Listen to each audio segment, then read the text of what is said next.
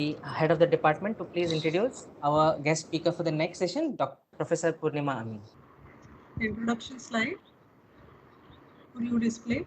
Yes, please. Chandan, could you please change the slide?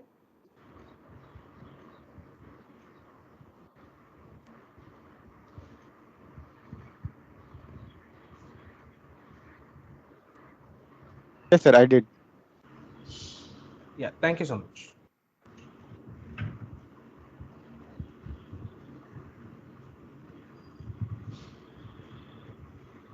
Madam, you can go ahead. Yeah. Okay.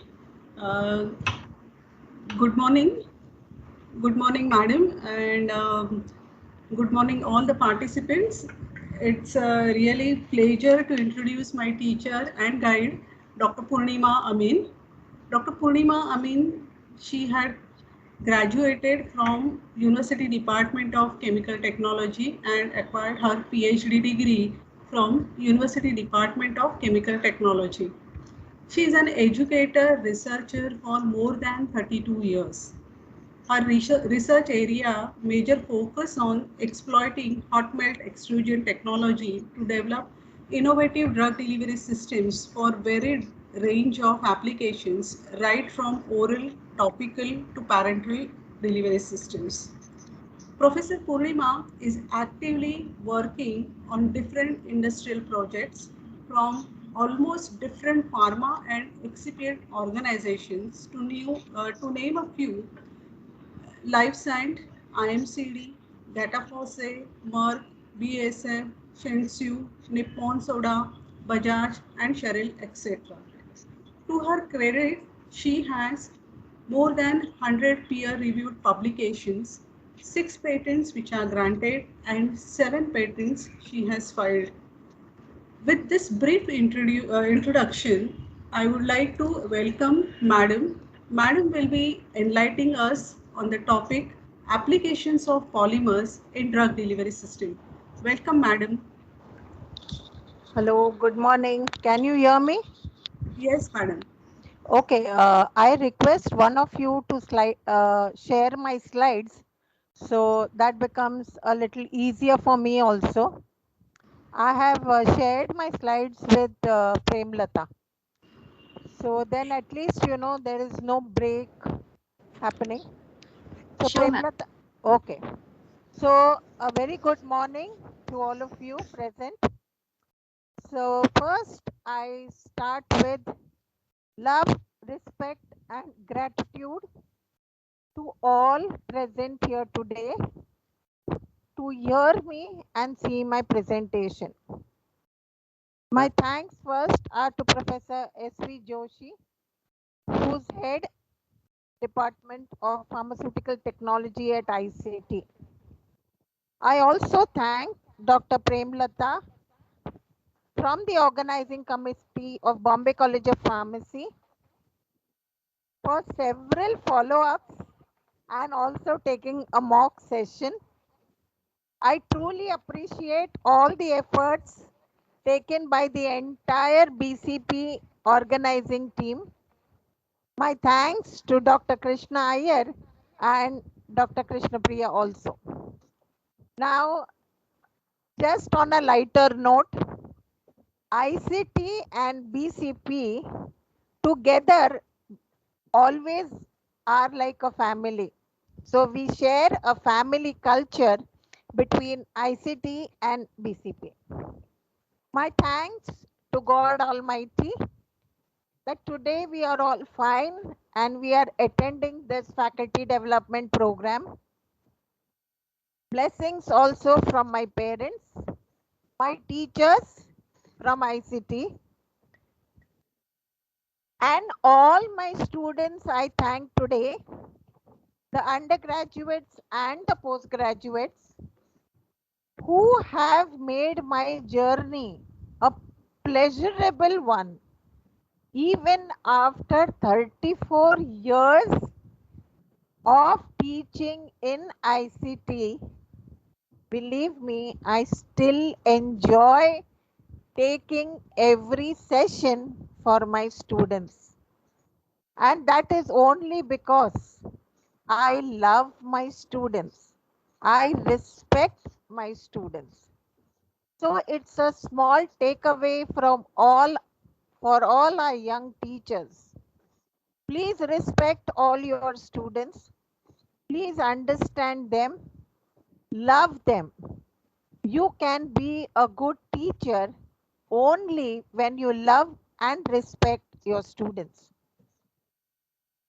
So today's presentation, if you see, let me be very honest in saying every slide has been made by Dr. Jayvant Pawar, whom you have just heard 2 hours back. He has been my PhD student and today is in the industry. And Shrishti Tambe, she is a national doctoral fellow who's working with me and who has completed her master's from Bombay College of Pharmacy. So I thank my students who have taken all the pains for making an excellent presentation. Okay, the presentation will comprise of 3 parts. The first part will be polymers used in developing several dosage forms. The second part will be a technology driven where how the dosage forms are manufactured. And I think all of you await my third session, which will be on all the industrial projects and collaborations which we have done for the last 30 years. So I hope you enjoy my presentation and this is how we start. Thank you for the brief introduction which I've given and from the fellow colleagues from BCP. And so can we have the first slide? Okay, that is my research laboratory. So it's a 1,000 square feet area. It's a 1,000 square feet area. We have a separate room for HPLC. We have a separate room for all the equipments like dissolution apparatus, the magnetic stirrers, the oven, etc. And we are blessed for the last almost 2.5 years. Thermo Fisher Germany has placed a HME in my lab so that industry people, academic people, my research colleagues and our research students can all work on this HME. So all of you, whoever are interested, please do contact and you can always come and work in our laboratory.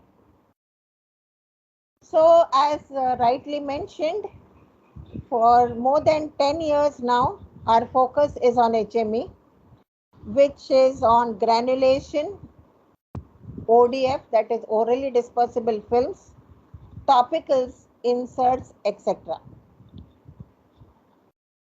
I am also very keen in developing R&D models and I work together with SB Panchal and Company and they have been really helpful to me when we started or rather developed our own HME model in the year 2006 and most of our research work has been using that machine.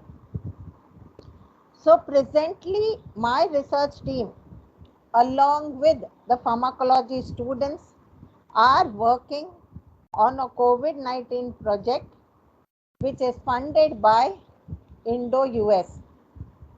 So after going briefly through this, let us go to the presentation. So first coming to classification of pharmaceutical dosage forms.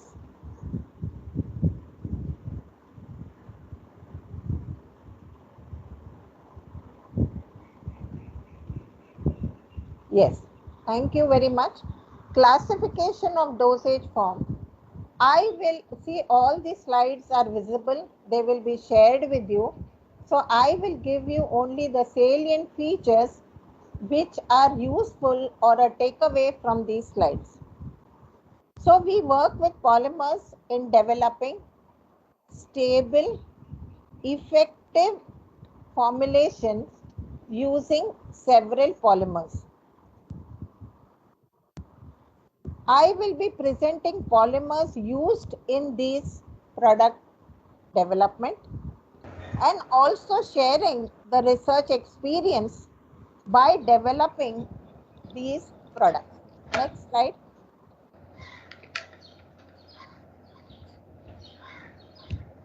So the classification has already been provided. So generally we avoid using natural polymers or gums as they have an inherent bioburden, and this may result in loss of viscosity on stability. So preference is always for semi-synthetic and synthetic polymers. The most popular ones for liquid oral dosage forms have always been celluloses, which are semi-synthetic.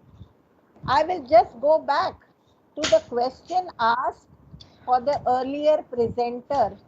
Which would you prefer, semi-synthetic or synthetic? I would definitely say synthetic. Most of the synthetic polymers which we use have a good batch to batch reproducibility, and hence the confidence is built in the product, and we know that we will get a good stability. To make this point clear, when I discuss industry projects, I will throw some light onto this. Next slide, please. So now coming to, when we are talking about cellulose derivatives, I'll just tell you some key features. In lab trials, there are no problems because the quantity which we make are 100 ml or 500 ml. You will not have any issues. But when you are doing large scale manufacturing or even a scale up of a pilot scale, say 50 liters, two things are very important. First is the stirring speed and the stirring time. Please make a note of it. Very important is stirring speed and stirring time. Very high speeds can break down the entire system, which results in loss of viscosity, which cannot be restored. I repeat, very high speeds can break down the entire system, resulting in loss of viscosity, which cannot be restored. Why this happens? This happens because they are linear polymers, and very high speeds can break them down into monomers. As a result, viscosity buildup will not take place later on. So, optimizing the stirring speed and the time is very, very important for scale up. Next important point to consider is the wetting. Complete addition of the hydrocolloid to the manufacturing vessel before the vortex disappears. I repeat, complete addition of hydrocolloid to the manufacturing vessel before the vortex disappears. This point is very important because if the addition is too fast or too slow, there will be difficulty in wetting. Once the viscosity takes place, then wetting becomes very, very difficult.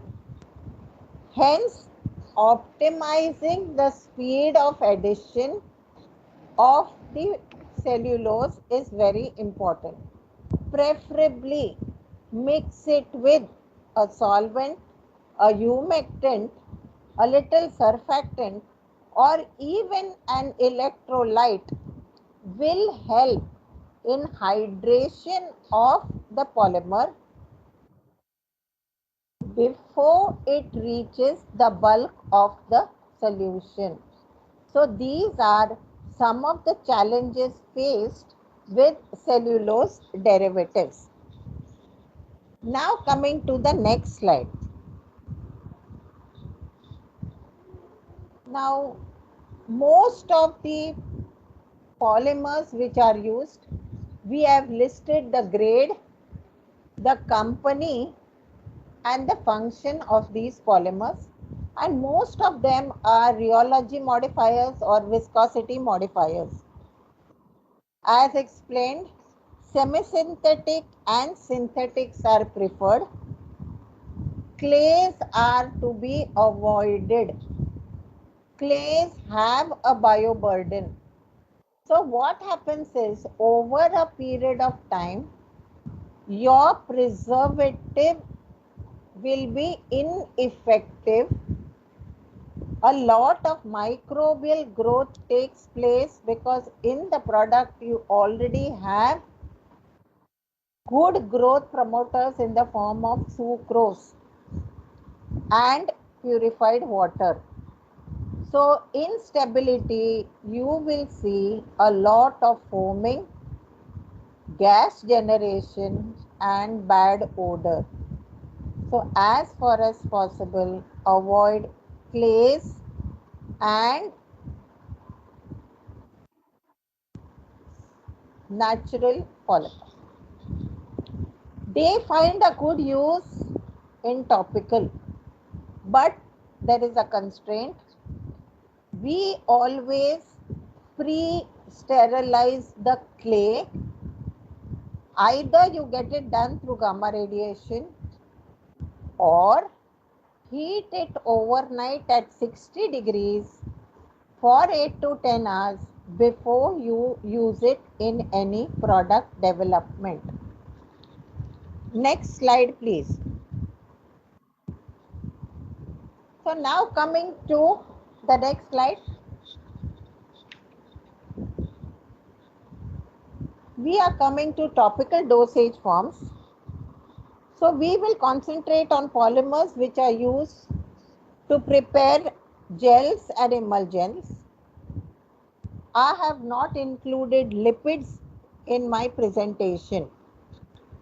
Now here, semi-synthetics are less popular. You still can use it, but the synthetic ones are very popular, like carbomer and poloxamer. Now there is a limitation to both these. First of all, when it comes to carbomer, handling the polymer itself is a big challenge, because once you open the container, it takes up so much of moisture that it will form a hard rock. Then you have to throw. So now Lubrizol has come out with several easy to disperse grades which are good free flowing materials. So carbomer are the best for preparing gels and emulsions. With respect to poloxamers, they are good, but the concentrations used are very, very high. The procedure to disperse poloxamer is very time consuming. So industrially, carbomers are preferred. Again here, the type of stirrer what you use makes a difference, because you cannot use very high stirring speeds even for dispersions, because there will be a lot of air entrapment in the product. So the suggestions are: use a jacketed vessel, preferably which can be attached to vacuum also, or if the whole can be centrifuged. A lot of air entrapment, so the viscosity building also is going to take a lot of time. So before filling, there will be a time lag of at least 6 to 8 hours for the entire viscosity to build up. These are some of the limitations. The advantage is being you require something like less than 2% to give you a good gel. They are sparkling clear gels. So in aesthetic appearance, they are very good. And also they are widely used not only in pharma but also in personal care products. The other polymers which are used in topical dosage forms are the proteins like gelatin and collagen, but these are widely used for wound healing products. I repeat, these polymers are used for wound healing products. Next slide. So this is the simple process of making an emul gel, which you can take up in your UG lab also.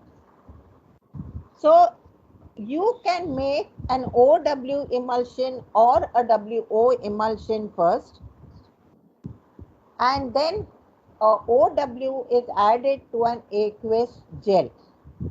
Now the marketed products are a diclofenac or NSAID gel, brand name Volani Voltaren. Always remember, whenever you are making an NSAID product, you cannot work without counter irritants. So the counter irritants will go in the oil phase. Sometimes your API dissolves in the blend of counter irritants. So you have API counter irritants in the oil phase. You can use linseed oil as a permeation enhancer, and then you form a OW emulsion first.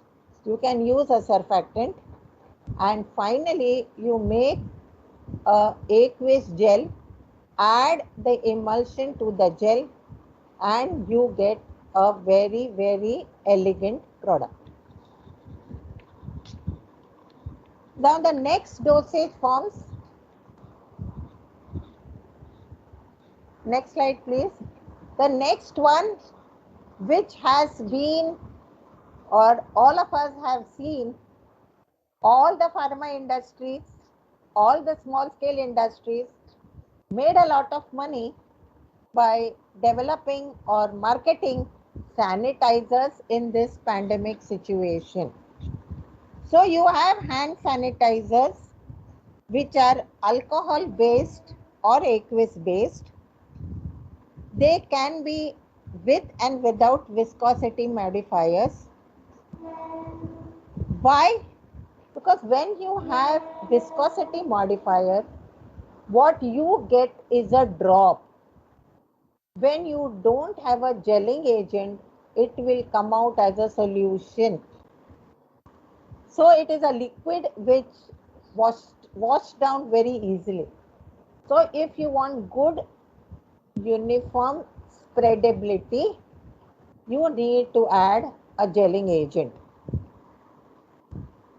Now again, the limitation of sanitizers, which companies don't say or disclose.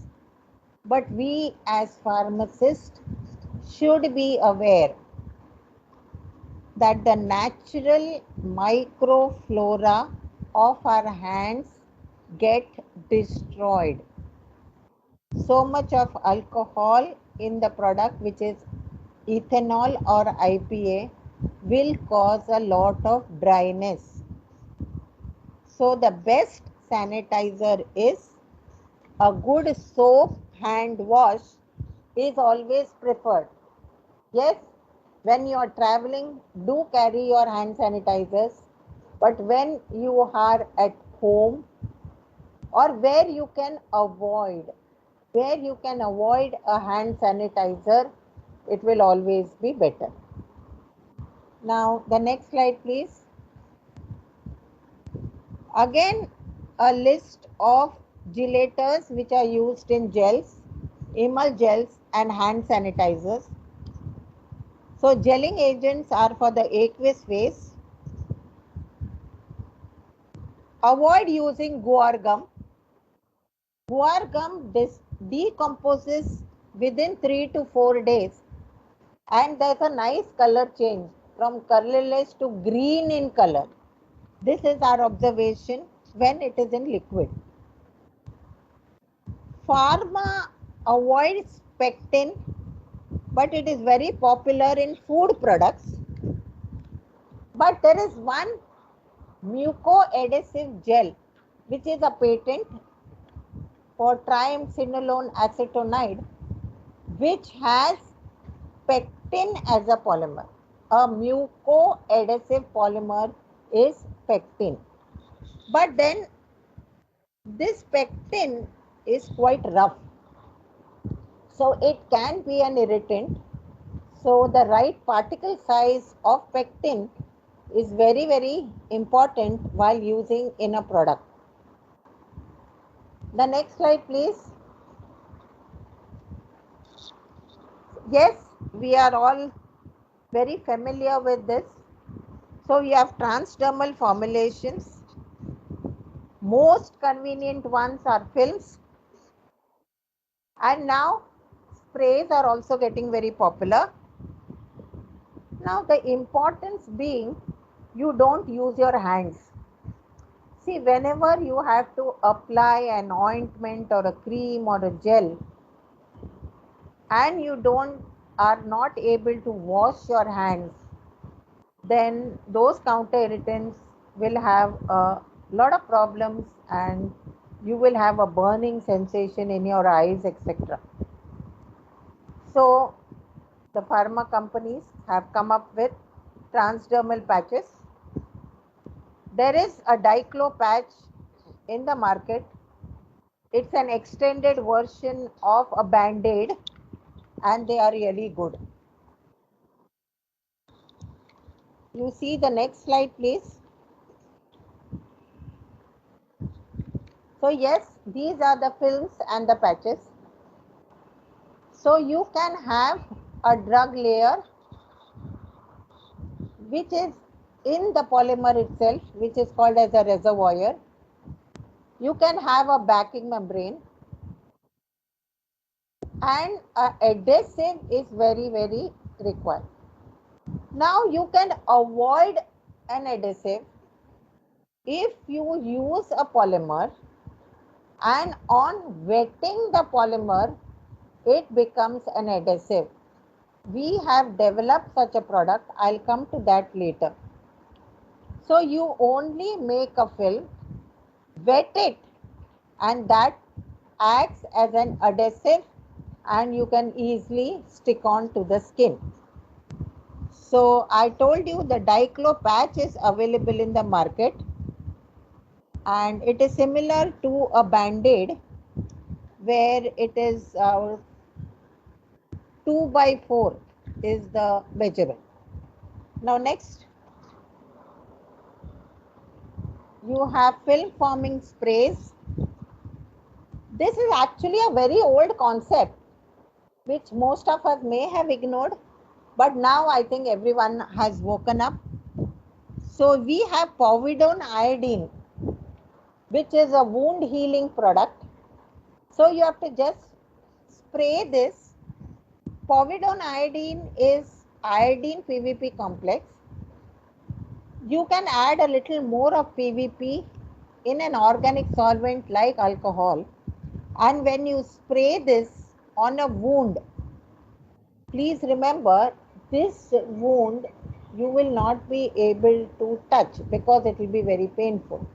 So when you use such a spray, it forms a nice film and that can protect the wound. So any bruises, see, usually when you touch on a surface or rough surface, it becomes very painful. So when you have a film forming product, the wound is protected. So you will not realize that pain in such a product. So this, you can also use an aqueous spray because alcohol spray can be a little irritant. So you can have an aqueous spray with PVP or PVA. That can be a non-irritant. And all these films are easily washed off from your skin. Go to the next slide, please. So again, the polymers. Now, all these polymers are used for developing patch drug delivery systems, and they can also be used for orally dispersible films or mucoadhesive films. We are actively working in the area of ODF. Next.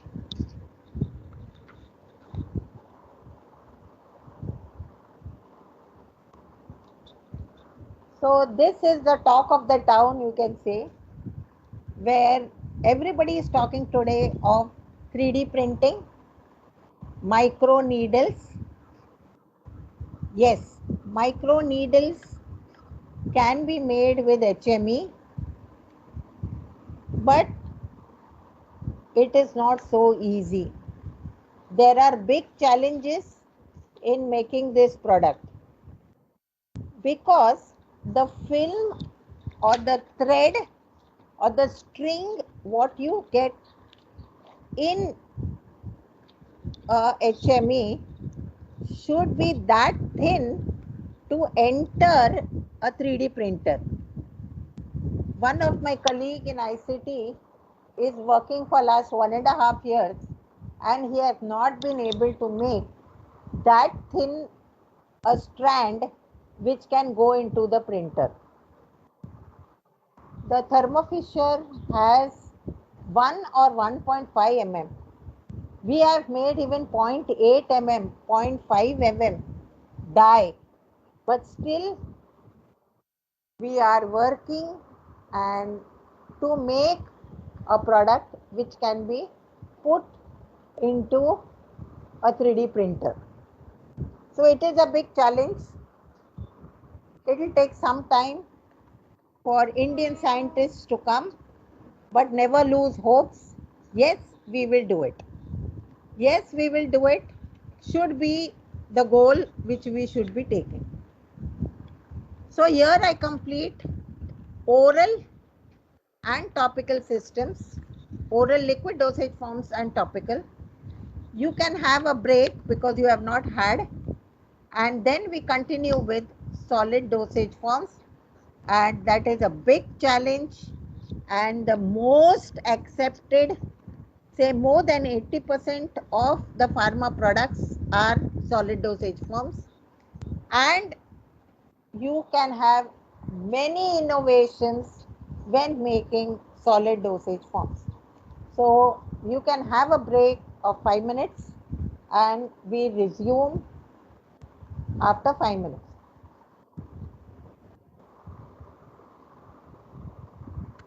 Sure, ma'am. Thank you so much.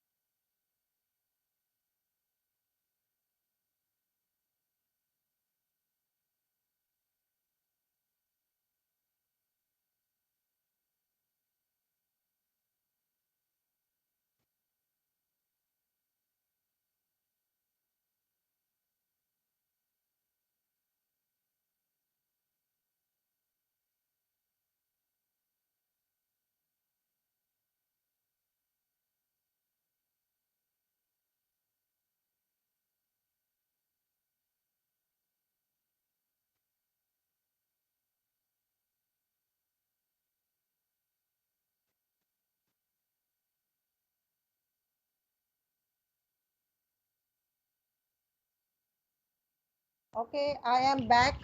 We can start. Yes, madam, we can resume. Okay, the next slide. Let us go to solid dosage forms, granules.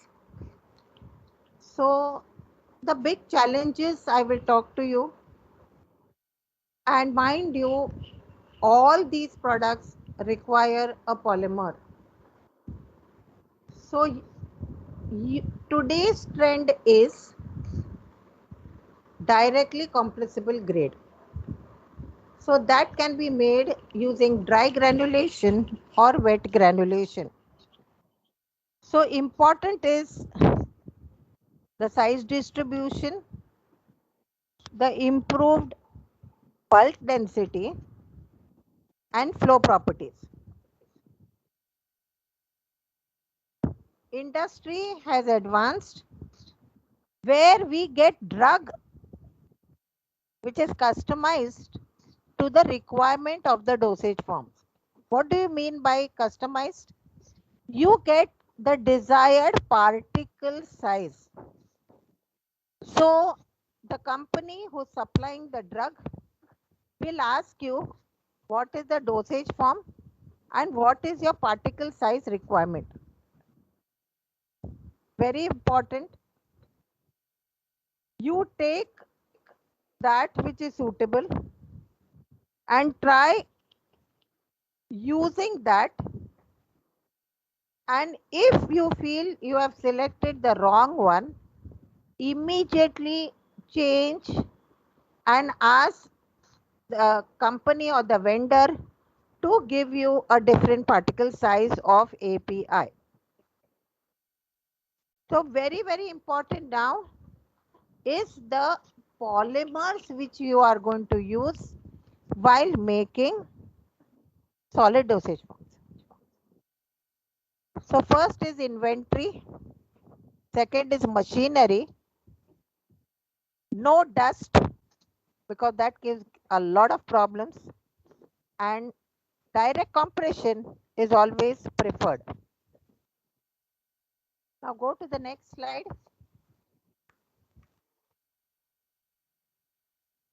So you have solid dosage forms, and in always, whether it is tablets or granules, we have a lot of excipients. So lactose, dicalcium phosphate, mannitol, all these are available as DC grade. What is DC grade? Directly compressible grade. And how are they made?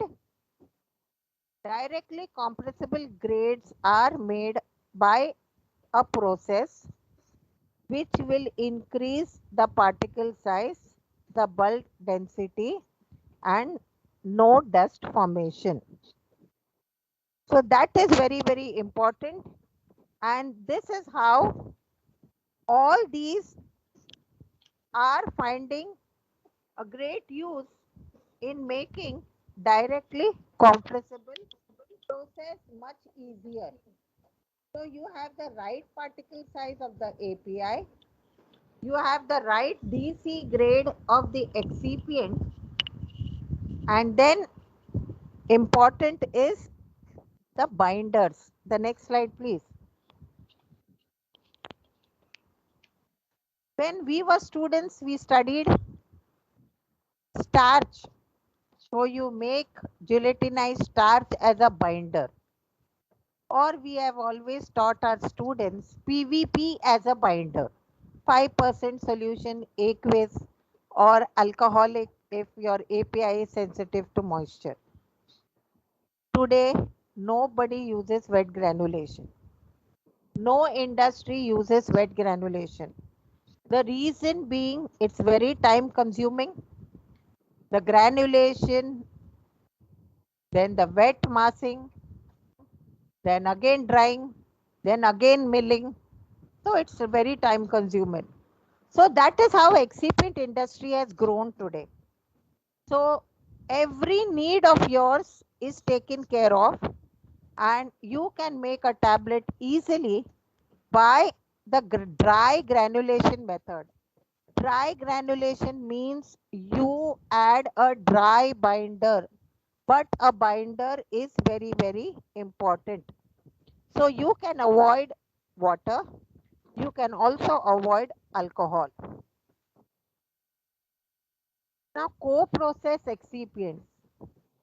You see, they are finding big use specifically in ODT tablets, orally dispersible tablets. These are a blend of excipients, which are diluents, disintegrants, sweeteners, and flow aid. It is one ready blend. So you have BASF, you have IMCD, you have SPI Pharma, Gangwal. They give you good co-process excipients to make your formulation easier and faster, specifically for ODT tablets.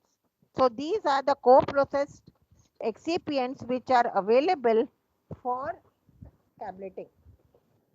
Next slide, please.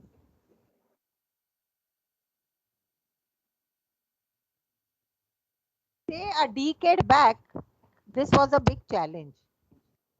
Solid dosage forms, specifically the modified release forms, immediate release form, extended release forms, once a day tablet. But today, no. Excipients have taken good care. Polymers which are used have taken a good care of all of them. So you can have modified release systems which are matrix, which can be direct compression. Lipids are gaining a lot of importance. Then you have HPMC, semi-synthetic celluloses, and you also have HPC. So here the viscosity grade and the particle size play a big role in sustaining the release of the tablet. Today, making an SR tablet of any API having any solubility, highly soluble, poorly soluble, in between is the solubility, there is no problems at all. You have so many excipients, you can use single or two excipients together, and believe me, all your research goals of attaining a good release profile can be done just by judiciously selecting the right polymer. Coating. So there are so many products which are or which were made by coating. So still enteric forms a dosage forms, which is also a delayed release, uses a coating process, pan coating or a fluid bed processing. So we have HPMC phthalate and we have HPMC AS and also some Utrojet. So if you are thinking of some colloid delivery, etc. So all these pH sensitive polymers can be used for making such a modified release dosage form. Several cellulose derivatives like HPC, methyl cellulose, HPMC are available with lots of modification in their functions as well as in their particle size develop such a system. So the next slide focuses on the polymers. So you have Utrojets. So Utrojets have a very good advantage of them being pH sensitive. But they have one limitation. They can give you dose dumping with alcohol. So today you see whenever you are developing an SR tablet, you have to show pH independence as well as alcohol dumping activity you have to perform in a diso and show. So 10%, 20%, 40% alcohol. So eudragates generally dissolve. So dose dumping can take place. So the way out is to add a cellulosic polymer.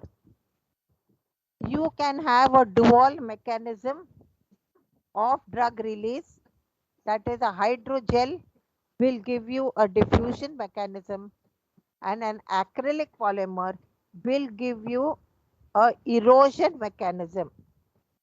So definitely a hydrogel which forms a firm gel is very useful. What do I mean by firm gel? Attrition takes place in the stomach due to peristalsis. This can be simulated in dissolution. So when varying the dissolution speed 50, 100, 150 rpm, if your tablet remains intact or your gel remains intact, you don't have to worry about any dose dumping taking place in the GI tract. We also have good texture analyzers to measure the gel strength, which will enable us to predict drug release for 12 hours to 24 hours. So celluloses, acrylic polymers and carbomers are the ones which are generally used in control release preparation. Next slide, please. Now you have here again co-process excipients. So they are, now where do modifications come? See, if you see for the last decade, we have had several celluloses which are modified. We also have several starches which are modified. So you have sodium starch glycolate, you have acdisol, cross carbamylose sodium. You also have octanyl succinyl derivative of starch. So all these derivatives which are prepared have a special function and they can also be used as encapsulating agents. Now what is co-process? What is novel about it? So novel combinations to aid tablet manufacturing. So it is easy and very, very important. You have only one inventory. See, space is a problem, cost is a problem. And if you see in formulation development, the number of excipients if you use are less. There is less complexity in a product. This I will explain when we go to the processes which are used to make dosage forms. So when you use co-process excipient, you require only one excipient. So your inventory load decreases, cost of the product decreases. Next slide.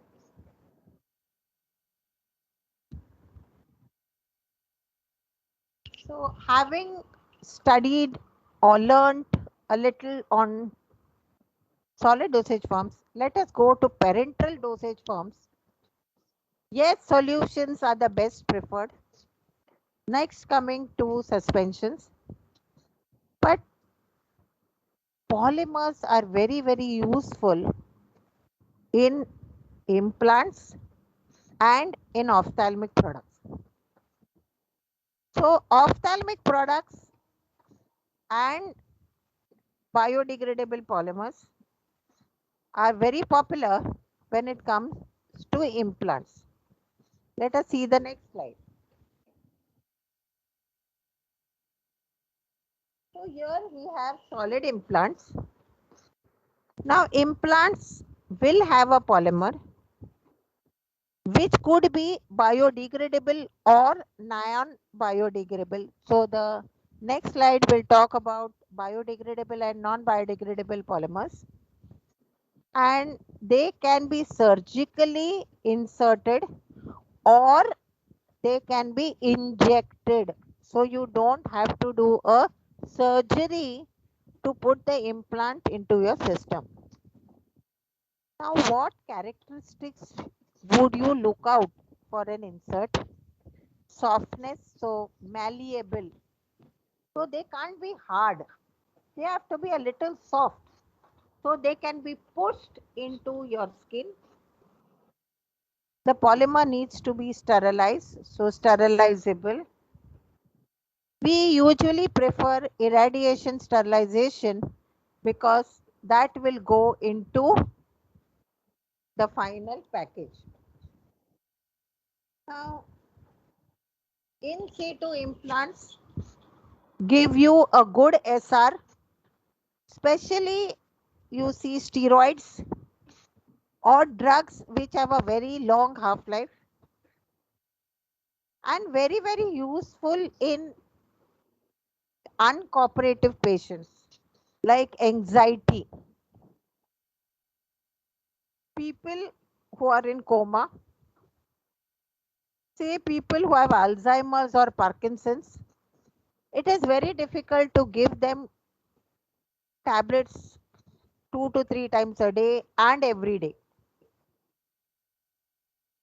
So rather make an implant and give, so that at least for few days or months they will be at peace, because you cannot see a person suffer and it's a big challenge to give them medicines. Implants are also very popular in veterinary products, because to give a tablet to a dog or a cat is very, very difficult.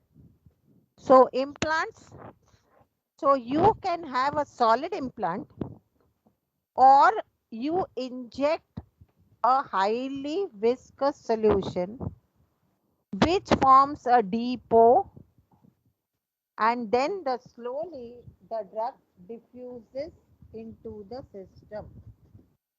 So such systems are available. Most of them are biodegradable polymers and you require a good plasticizer to make an ideal formulation. Let's go to the next slide. So you have non-biodegradable polymers like polysiloxane, EVA, ethylene vinyl acetate polymer. You get various grades of that which has different vinyl acetate content.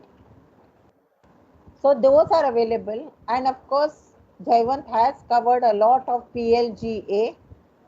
So the minute lactic acid content increases, they become hydrophobic. The minute glycolic acid content increases, they become hydrophilic. So start with the ratio of 50-50. See your desired release profile, whether you are getting, and then shift to 80-20 or 75-25. This is my suggestion. Now, how to make these implants? You can have compression, solvent casting. We are using HME. You also have injection molding and 3D printing. Next slide.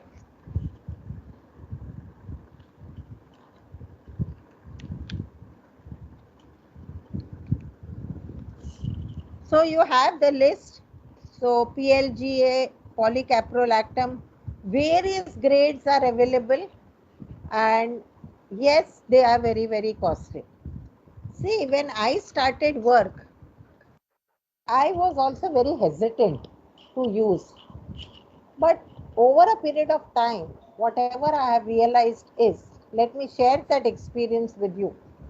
See, your insert weighs only up to 100 or 200 milligrams. So the amount of polymer in this is a few milligrams. so it is not costly. The process is costly. Sterilization, the packaging material, that increases the overall cost.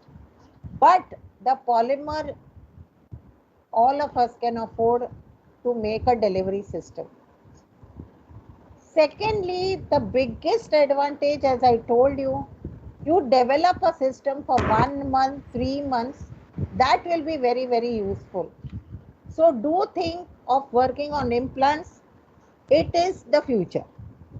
Next slide. So as I told you, we have non-biodegradable polymers like EVA polyurethanes. I am currently working on EVA, and polyurethanes are also available with Lubrizol. So process of manufacturing using these polymers is very, very important. Next slide. Ophthalmic dosage forms. So you have products for dry eyes. They are mainly for lubricating. You also have ophthalmic products for infections of the bacterial infections, fungal infections, for glaucoma. See, fungal and bacterial infections are taken care maybe a week or 10 days. But when glaucoma is there, it is lifelong. So for these, the most useful systems would be the gelling inserts, the solid inserts, but increase in the retention time is a challenge. So this is very, very useful when it comes to glaucoma. Next slide.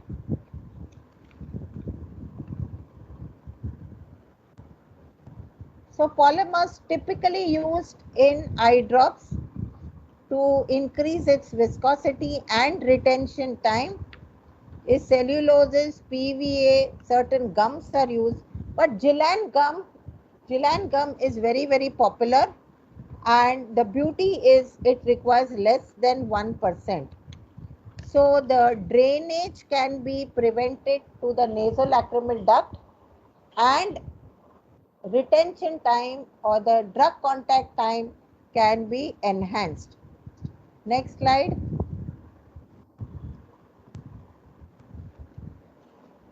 So you have ophthalmic in situ gels.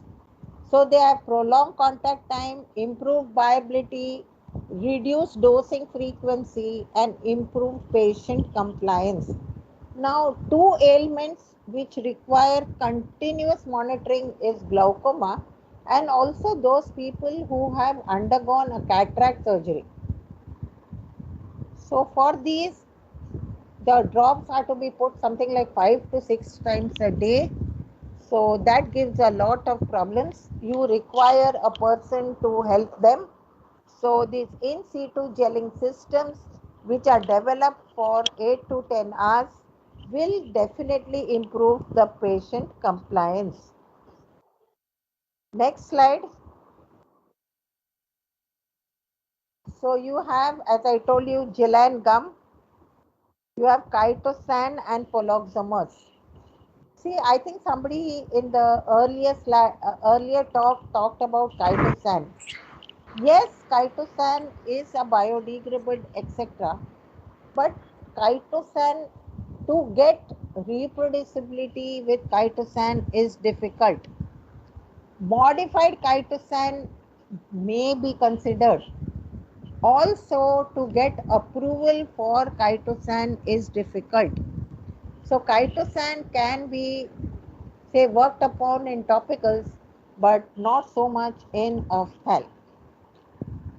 So here I stop with all the dosage forms where polymers are used, and the next set of slides are with the processes, pharmaceutical processes, how they are useful in developing good dosage forms. So a little into granulation, hot melt extrusion, which is my key area, milling, 3D printing and drying. So let us continue with the first slide. So always granulation was considered as a batch process. Today everybody is looking at continuous process. Now what is continuous process? Batch process requires a personnel to be present always. So you need manpower. Whereas in continuous process, it is totally machine operated, and today many companies are also using robot systems. So your process should be so robust that it can fit into a continuous process. So the batch processes generally have a mechanical, that is a low shear, then you have rotary granulators, high shear, then you have fluid bed granulation. These are all batch processes. When it comes to continuous processes, you have spray dryers, fluid bed, roller compactor and extruder. So today many of the companies use roller compactors and extruders. Spray drying, yes, but there are advantages and limitations. Spray drying will give you a nice free flowing powder. The bulk density may be a little lower, the powder may be a little fluffy, but its dispersibility is excellent. So that is the advantage of spray drying. So if you are going to go in for any solubility enhancing methods, spray drying is a good option rather than co-solvent method or solvent evaporation method. Slowly people are shifting from solvent spray drying to aqueous spray drying. You can go up to 60% solids in spray drying and you get a good product. Highly scalable continuous manufacturing process for granulation. Let's go to the next slide. Again, roller compactor, dry granulation. So you have to just put powder along with the binding agent, PVP, starch, PVA, HPC. You just blend it and put it in the hopper. You will get flakes which need to be milled and your bulk density increases. The particle size depends on your sieving and no dust formation. So that is importance of using a roller compactor as a granulating system. Next slide. So I've covered certain advantages and limitations. So this is very useful for herbal extracts when you're doing some granulation because they are quite hard, fibrous, lot of dust, milled product. So if you want to make a tablet, instead of going in for wet granulation, you can go for dry granulation or roller compactor. This will help. And if you do it in an area with controlled humidity, so even the moisture problem can be taken care of. Next slide. So you have the rapid mixer granulator, which is wet granulation. I don't know how many of you are aware. There is a new method of granulation called as moisture assisted dry granulation, MADG. Evonik had started it and we also work. It's an excellent method. where you spray the binder just enough to form granules. So you are avoiding over wetting. Actually, you can also avoid the drawing step by just adding enough of the granulating agent to form granules of fine powder. Advantage in using a rapid mixer granulator is it has a chopper. So when you use the chopper, of course the speed is very important, you will not get lumps, which generally happens in wet granulation. So to avoid that lump formation, then you have to break those lumps and then it goes on and on and on. So RMG helps because of the chopper. So next slide.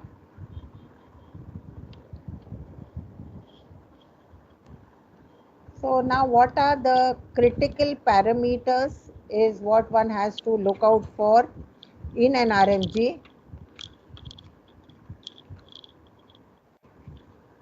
So here you have the machine, the impact speed, the chopper speed, as I told you. Spray granulation is always a better process, and for that many of us use peristaltic pump. So you have a known volume being added at a particular time, so the granulation becomes like you don't have to monitor it continuously. So that is the biggest advantage of using an RMG. And then the product which you get is the moisture can be controlled, the appearance is good, and of course you can have a jacketed RMG also, which is generally used for lipids. So when you want to use lipids as granulating agent, you can use a jacketed RMG so that melt granulation can be done using that process. Yeah, next slide. So these are certain advantages and limitations. I think we can go further. So fluid bed, yes, this is considered the best product today to make granules using fluid bed. It is a closed system. You can have tangential spray, bottom spray. Each individual particle gets coated. It is very, very useful even for making enteric granules, which can be filled into capsules. It can also be useful for tablet coating and as a granulation process. This is a continuous process, and hence it's something like in a production, if you have seen, you have the granulator in the ground floor, and from the first floor you pour all the material. So that helps. The critical parameters are the temperature, the binder flow rate, the viscosity so that the spray nozzle does not get blocked, and the atomizing air. So you require air under pressure to atomize or make it in a motion. So the particles are in motion always. Try to avoid any static charges which can be generated for these. Now let us go to the advantages and limitations. So generally you get a uniform, but depending on the flow rate, some granules may be irregular, but you always get spherical products. It's a robust product, and you have different spray systems where tangential spray today is very, very popular. Next.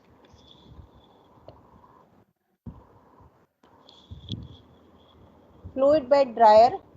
I think this is a smaller version of fluid bed granulation.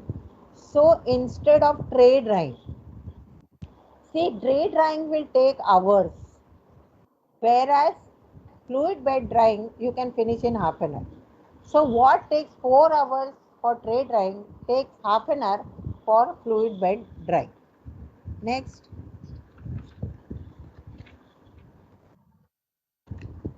So here are the critical parameters.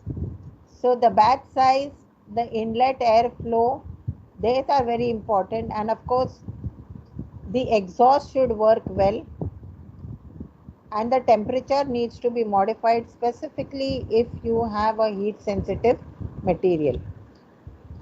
The amount of drying depends on the moisture content permissible in the product. Next slide. So you have the advantages and limitations of using heat sensitive materials, and as I told you, it's a very fast process, but drawback is chances of electrostatic charges being built up. That is very, very important. Now next part, next slide. Yes, I'm sure most of you who are working in nano drug delivery systems, though I don't work so much. So here for wet milling or dry milling, when you have a polymer, it helps or aids in milling because it helps in wetting and sticking of the particles can be reduced. So for a milling process, if you use a good instrument, you will get good particle size reduction. I have covered a few mills in my product presentation. So I think you could just run a few slides because we'll fall short of time. So just run the slides, please. Next. Go directly to HME. Go directly to HME because I think we will fall short of the.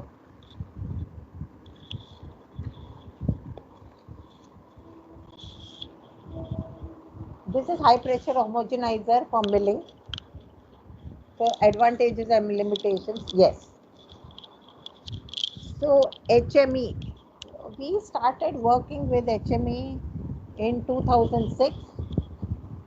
Believe me, every dosage form, I repeat, every dosage form can be prepared by this one instrument, HME, hot melt extrusion. So we can make granules from which we can make tablets or capsules, directly melt granulated tablet which will be in a caplet shape or round shape depending on the die can also be made. So you don't require a tableting machine. You can make solid implants. We can make ODF, that orally dispersible film, or topical films.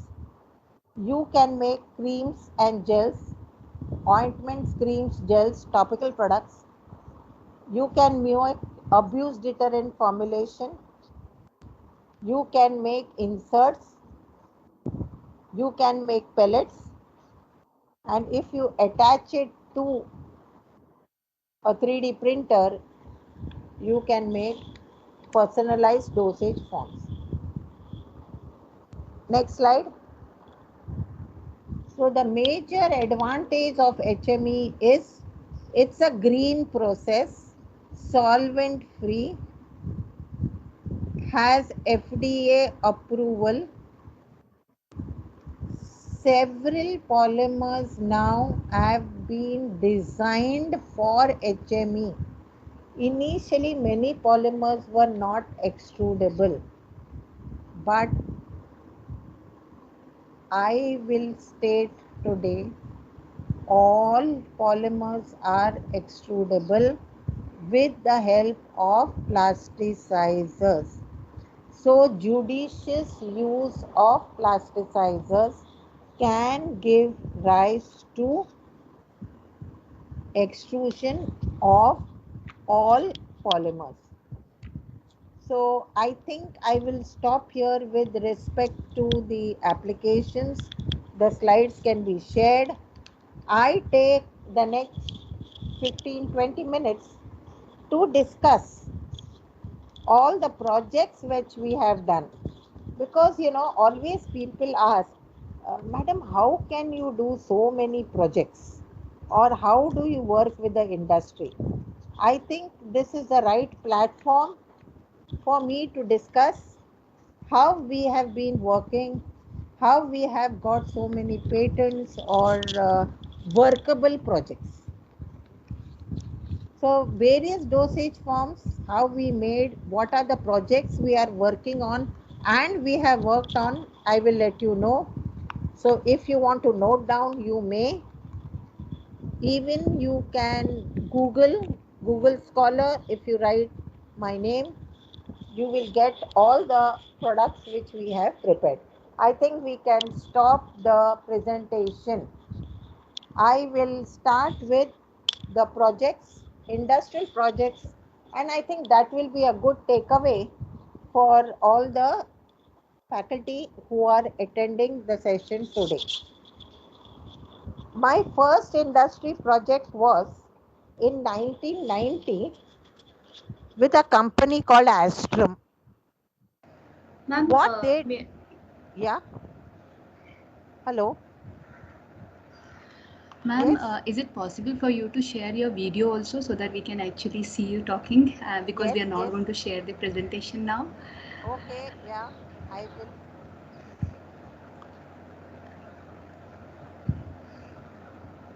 Thank you, ma'am. Okay, can you see? Okay. So let us talk about the industrial projects which we have done. So first project was the syrups, and the challenge given to us was they wanted actually a gel so that 5 ml can be taken very easily, and it was in the year 1990. So we developed oral products with high viscosity, and they were marketed for paracetamol, cough syrup, etc. with good taste masking. The next was ophthalmic gels.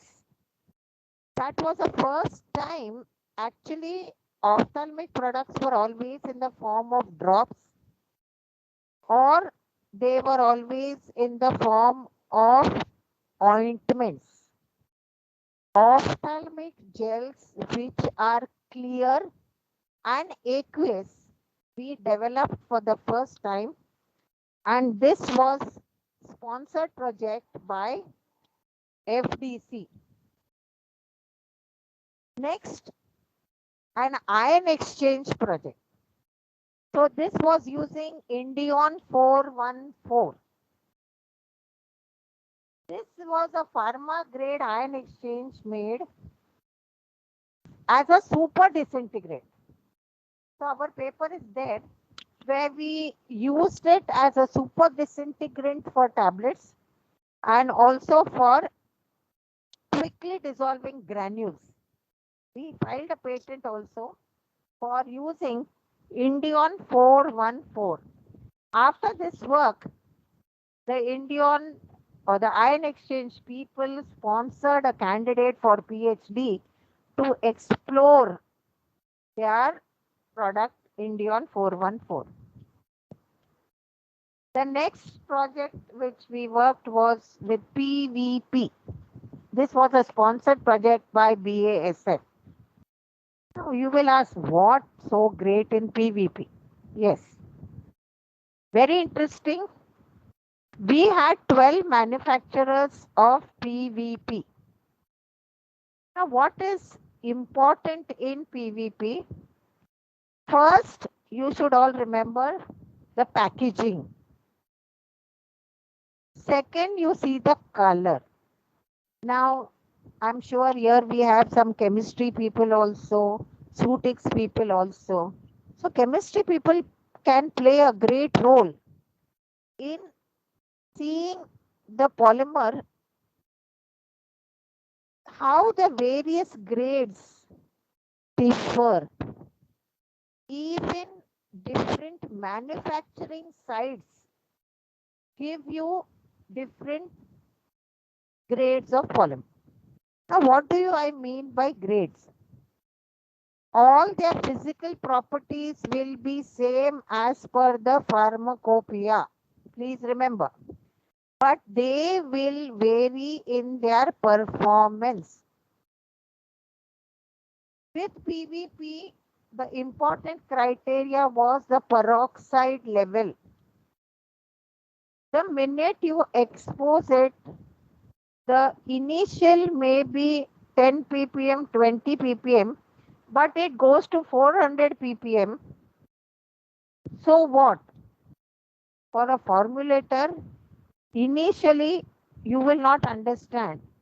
But when your drug fails in stability, it is because of the high peroxide levels present in PVP, which brings about degradation.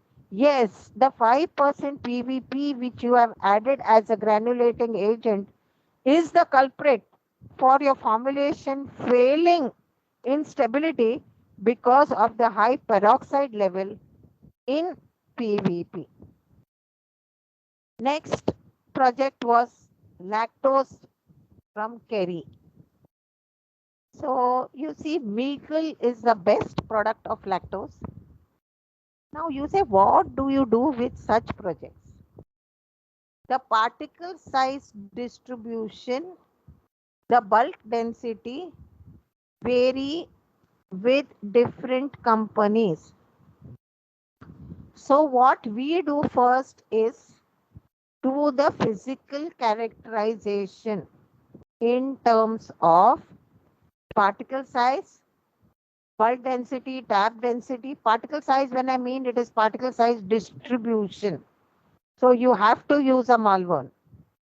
Then you do bulk density, tab density, moisture content. For moisture content, loss on drying will not work. You have to do a Carl Fisher. You have to do a Carl Fisher and they give you the exact quantities. So after that, we do the performance evaluation. So they vary from, you will say, why is Meagle good or why is Kerry good? Why the local brand of lactose is not good? It's for this reason. So physical and performance evaluation is very, very important. Next, we had a good project on mannitol. Mannitol has polymorphism. Rocket is the only company which gives you DC grade mannitol, which has particle size of 120 and 200. They have an evergreen patent on mannitol. They do by spray drying, but in spray drying you get very fine particle size. So they do spray drying followed by fluid bed granulation. So their mannitol is not 100%, it is 98%. Please remember, the other 2 to 5%, whatever they use, is a polymer. So to make DC grade excipients, you require a good process and a good polymer. This will affect their performance. The next project was hydroxypropyl methyl cellulose, HPMC. So this was the biggest challenge and we did a project for Dow. They wanted to launch the DC grade HPMC. I'm sure all of you have used the K series for SR products. So they have a lot of dust generation. So they filed a patent on DC grade HPMC. We were also working on DC grade HPMC and we also filed a patent. Now, how did our patents vary. HPMC patent by Dow is by fluid bed processing. The material is flaky. The material is flaky, needle shaped material, because it is from wood cellulose. We did spray granulation in RMG, which gave us spherical particles of HPMC. They initially had a very broad range, but they were asked to reduce that range in patent claim. So they also have a patent on HPMC DC grade, and we too have a patent on HPMC DC grade. Here, I'm proud to say it is 100% HPMC. It's only the process which has given us a DC grade material. That is why in my presentation today, I covered the various processes also. The next project was to evaluate 8 lubricants. This is by Sterine Dubois, which is a French company. And the distributors are Ariant. So this project also, they gave us 8 lubricants. They were just labeled A, B, C, D, E, etc. And we had to evaluate physical as well as the performance. And they gave us stearic acid, magnesium. The decoding was done after the project. So they gave us magnesium stearate, stearic acid, different grades, different particle size, and also the sucrose esters. So we had to study each of them for the lubrication efficiency, which is generally studied by the wetting property, the flow properties, and we finally made tablets and studied the performance. Along with this, we also had another project from NISO, which is for HPC. Now, this was using HME. Now, Ashland HPC is easily extrudable. NISO HPC is not extrudable at all. So you need to add plasticizers to extrude HPC. Both are HPC. Both have similar viscosity, but one is extrudable, one is not extrudable. So that is also a project from NISO. The next project was Compritol 888 ATO from Gatefossé. I think this is a paper, this was a big challenge with metformin SR. Now, what is the advantage of HME is the bulk density of the granules is more. So for highly water soluble drug, which has a very high dose, like metformin, 500 mg, 850 mg, 1000 mg, you cannot break a tablet and give it to a senior citizen. So the tablet size has to be small, the dimensions have to be small. So that challenge we took, which is made small by Dr. Reddy's. So this is prepared using Compritol and it is using HME. The next project, ODF, orally dispersible films and topical films. We worked with Born Ayu. The products are available on Amazon and we filed a US patent and a PCT. All the projects now which I am discussing are for HME. Next project was Carbomer. As I told you in my presentation, it's highly hygroscopic. So we made a DC grade of Carbomer and we have a granted patent. So excipients research is very challenging. Excipient companies are very happy if we give them a good product range for their polymers, because that helps them to market their products.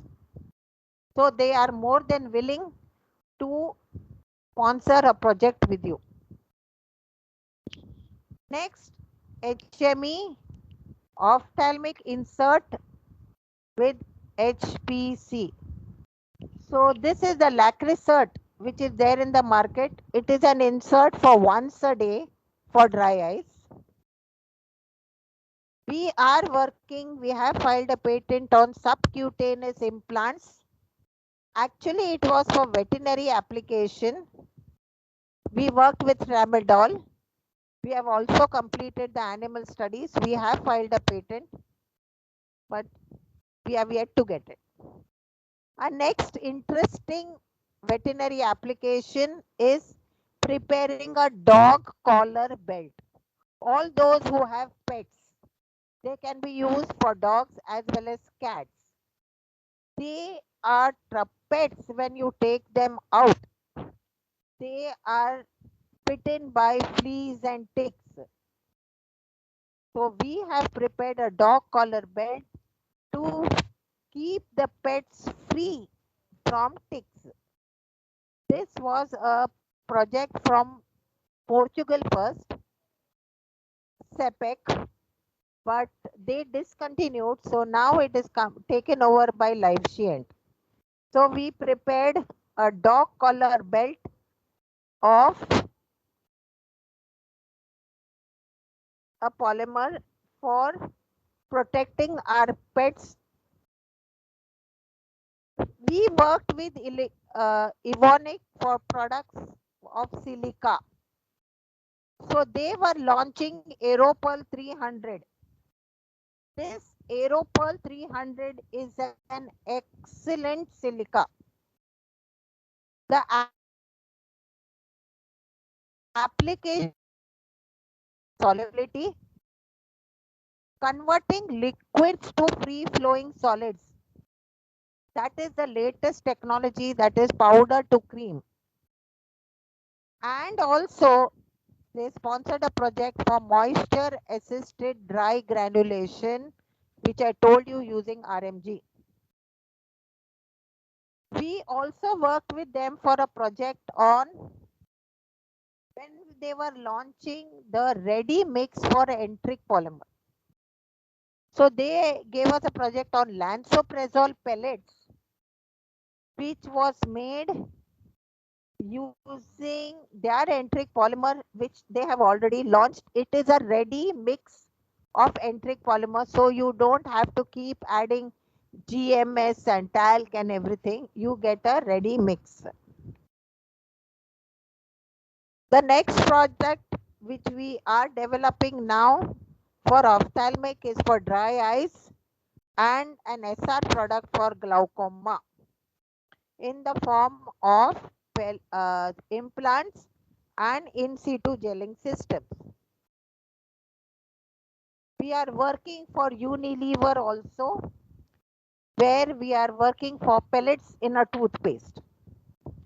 So this we have already scaled up, and we have evaluated several polymers, and I don't know whether the product is going to be in India or abroad, but definitely it has been a good success story, because the pellets retain their shape during stability at 40 degrees. Thank you very much. I stop my talk. Any questions? I'm ready to answer. Thank you for your patient listening. Thank you for the audience. Thank you very much. Thank you. Thank you very much, madam, for such a lucid information on applications of polymer. In madam's presentation, madam showcased her research laboratory and welcomed all the researchers to avail the facilities of her lab.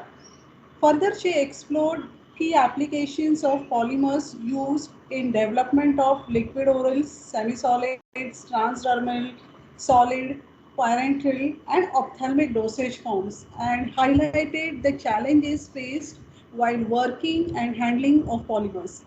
She also talked about pharmaceutical processes in solid dosage form manufacturing and gave special emphasis on continuous processes, especially mechanical, spray drying, and fluid bed drying in pharmaceutical manufacturing.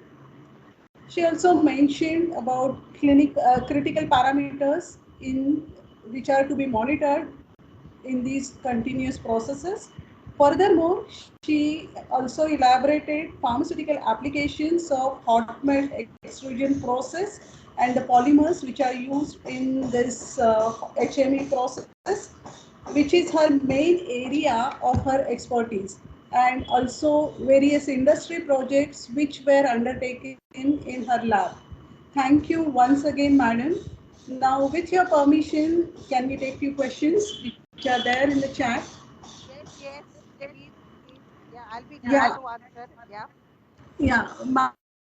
this question is by Dr. Amre. She is asking about the wound is oozing fluid. There is a oozing fluid in wound. Then can we use film forming sprays? See, what we generally use is, if you use gelatin, if you see there is a marketed product called gelatin foam, you make a gelatin solution and you stir it very vigorously. It's a protein. So it will have a lot of foam.